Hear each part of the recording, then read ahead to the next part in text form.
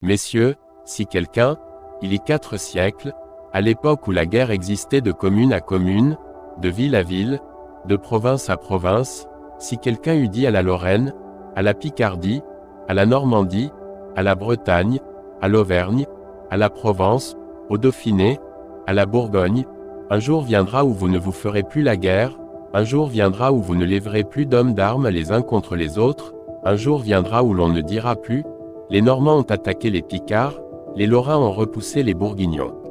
Vous aurez bien encore des différends à régler, des intérêts à débattre, des contestations à résoudre, mais savez-vous ce que vous mettrez à la place des hommes d'armes? Savez-vous ce que vous mettrez à la place des gens de pied et de cheval, des canons, des fauconneaux, des lances, des piques, des épées? Vous mettrez une petite boîte de sapin que vous appellerez l'urne du scrutin, et de cette boîte il sortira, quoi?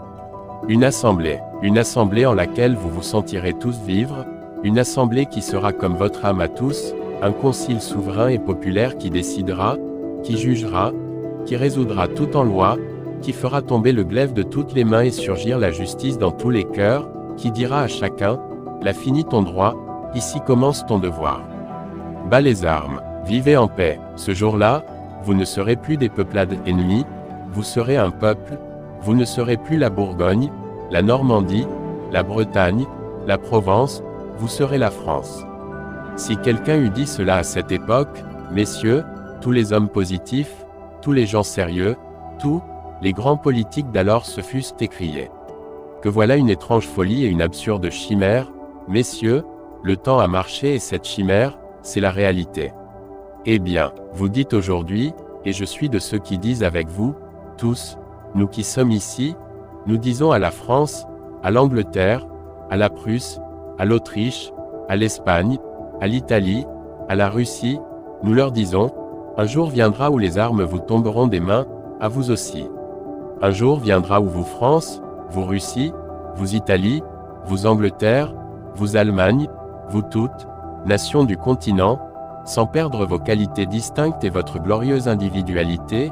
vous vous fondrez étroitement dans une unité supérieure, et vous constituerez la fraternité européenne, absolument comme la Normandie, la Bretagne, la Bourgogne, la Lorraine, l'Alsace, toutes nos provinces, se sont fondues dans la France.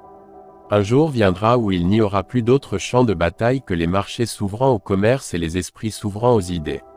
Un jour viendra où les boulets et les bombes seront remplacés par les votes, par le suffrage universel des peuples, par le vénérable arbitrage d'un grand Sénat souverain qui sera à l'Europe ce que le Parlement est à l'Angleterre, ce que la Diète est à l'Allemagne, ce que l'Assemblée législative est à la France.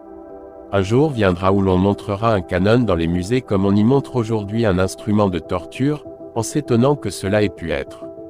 Un jour viendra où l'on verra ces deux groupes immenses, les États-Unis d'Amérique, les États-Unis d'Europe, placés en face l'un de l'autre, se tendant la main par-dessus les mers, échangeant leurs produits, leur commerce, leur industrie, leurs arts, leur génie. Et ce jour-là, il ne faudra pas 400 ans pour l'amener, car nous vivons dans un temps rapide, nous vivons dans le courant d'événements et d'idées le plus impétueux qui a encore entraîné les peuples, et, à l'époque où nous sommes, une année fait parfois l'ouvrage d'un siècle.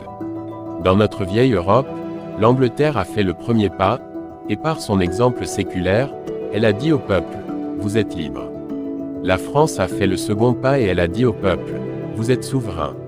Maintenant faisons le troisième pas, et tous ensemble, France-Angleterre, Belgique, Allemagne, Italie, Europe-Amérique, disons au peuple, vous êtes frères.